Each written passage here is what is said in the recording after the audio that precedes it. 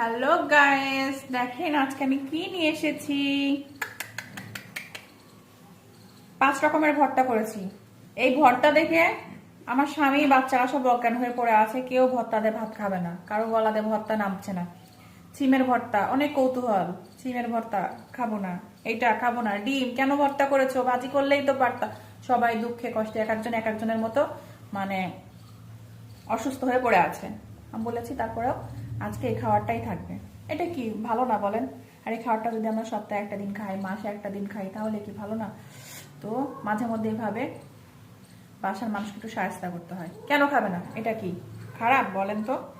আর আমি এখানে যে ভর্তাটা করেছি মূলত সিমের ভর্তা। আর সিমের ভর্তাতে আমি হচ্ছে ভাজা পেঁয়াজ মরিচ দিয়েছি। আর হচ্ছে না, সরি, সিমের ভর্তাতে না, ভাজা পেঁয়াজ মরিচ হচ্ছে কাঁচা কলার ভর্তাতে হচ্ছে পেঁয়াজ আর হচ্ছে মরিচ। আলু ভর্তাতেও পেঁয়াজ মরিচ মাখিয়ে, আর হচ্ছে ডিম যে ভর্তাটা, ডিমের ভর্তাতে কাঁচা পেঁয়াজ মরিচ দিয়েছি এবং ভাজাও দিয়েছি।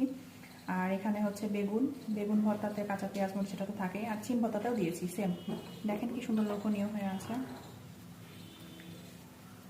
সব কিছু একটু একটু করে নিয়ে নেব। আসলে শীতের দিন বলে আমি এই ভর্তাটা খাচ্ছি। আসলে শীতের দিন কিন্তু ভর্তা মর্তা দিয়ে ভাত খেতে ভালো লাগে। বিশেষ করে ডিম ভর্তাটা আর সিম ভর্তাটা, কি বলবো, আলহামদুলিল্লাহ এটা আজকে হচ্ছে আমাদের রিজিকে ছিল। অসাধারণ। খিদার ঠেলাতে 1 প্লেট ভাত নিয়ে বসছি।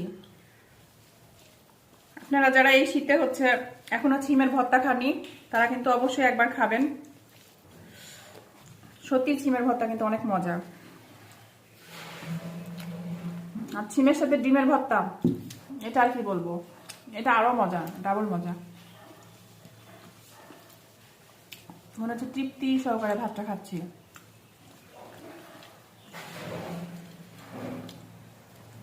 আর অবশ্যই একটা ভাজা ডিমকে মিস করছি। ডিম একটা ভাজা হলে ভালো হতো বেশি। সবাই ভালো থাকবেন, আল্লাহ হাফেজ।